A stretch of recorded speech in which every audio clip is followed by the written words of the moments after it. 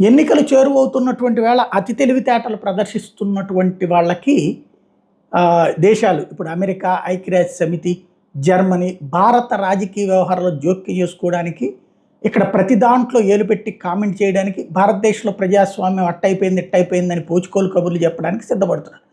భారతదేశం ఈ రోజు వరకు ప్రపంచంలోని ఏ దేశపు ఎన్నికల వ్యవహారాల మీద కామెంట్ చేయాలి. అమెరికాలో ట్రంప్ విషయంలోనైనా, లేకపోతే బైడెన్ విషయంలోనే,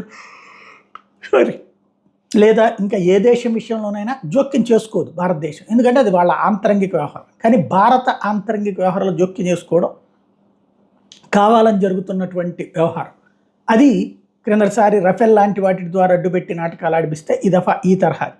అందుకనే విదేశాంగ మంత్రి జయశంకర్ స్పష్టంగా చెప్పేశారు, భారత ఆంతరంగిక వ్యవహారంలో భారత ఎన్నికల విషయంలో జోక్యం చేసుకోవడం మానేయండి.